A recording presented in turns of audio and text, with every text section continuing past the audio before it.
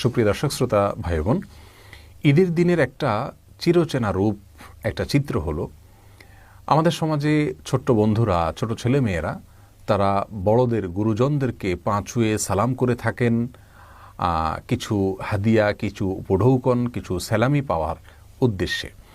তো এই পা ছুঁয়ে সালাম করে সালামি কালেকশন করা এটা জায়েজ আছে কিনা, অথবা অনেক মুরব্বীকে দেখা যায়, অনেক বড়দেরকে দেখা যায় তারা ছোটদেরকে সালাম পা ছুঁয়ে সালাম দিতে বাধ্য করেন, তারপরে তাদেরকে সালামি দেন, তা না হলে সালামি দেন না। তো এই কাজটা কতটা সঠিক আমরা সে বিষয়ে কথা বলবো। প্রিয় দর্শক, ইসলামে সালাম বলতে যে পরিভাষার কথা বলা হয়েছে, কোরআনে কারিমে রয়েছে পরিভাষার কথা এবং হাদিসেও রয়েছে। আল্লাহ সুবহানাহু ওয়া তাআলা কোরআনে বলেছেন, ইদা হুয়্যিতুম বিতাহিয়্যাতিন ফাহাইয়্যু বিআহসানা মিনহা আও রুদ্দুহা। তোমাদেরকে কেউ যদি কোনো অভিবাদন জানায়, সালাম পেশ করে, তাহলে সে যে ভাষায় সালাম পেশ করেছে তুমি সেই ভাষায় তাকে সালাম ফিরিয়ে দাও, জবাব দাও, ফিরতি সালাম দাও, অথবা তার চাইতে বেটার বা তার চাইতে আরও উত্তম শব্দ ব্যবহার করে তাকে সালামের জবাব দাও। রাসূল করিম সাল্লাল্লাহু আলাইহি ওয়াসাল্লাম সালাম দিতে আমাদেরকে নির্দেশ করেছেন। চিনি না, যে কোনো মানুষকে, চেনা অচেনা সব মানুষকে সালাম দেওয়ার নির্দেশ তিনি করেছেন। সালাম মুখ দিয়ে উচ্চারণ করে একজন আরেকজনের শান্তি কামনা করে দোয়া করা হয়, সেটাই হলো সালাম।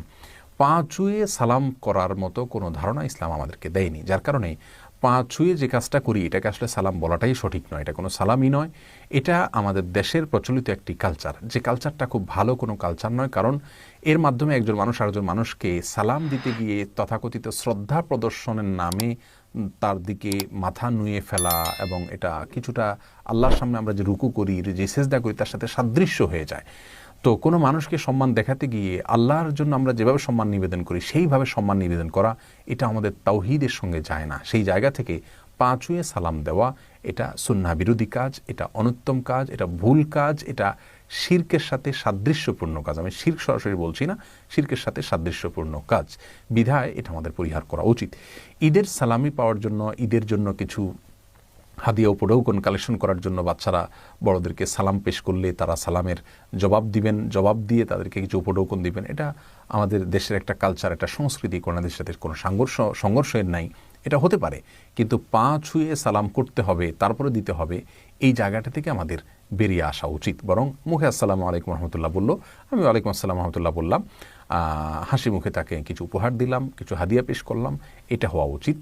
আর বাচ্চাদেরকেও সালাম পা ছুঁয়ে সালাম দিতে বাধ্য করা উচিত না, বরং তাদের শেখানো উচিত যে না, পা ছুঁয়ে সালাম নয়, পা ছুঁয়ে সালাম করতে গেলে তুমি মাথা নত হতে হয়, এ মাথা শুধুমাত্র আল্লাহর জন্য নত করা, এটাই একজন মুসলিমের জন্য ইসলাম কর্তৃক নির্দেশিত। বিধায় আমরা পা ছুঁয়ে সালাম দিয়ে সম্মানী নেওয়া, অথবা পা ছুঁয়ে সালাম করার পর সম্মানী দেওয়া, এই কালচার থেকে আমরা বের হয়ে আসার চেষ্টা করব।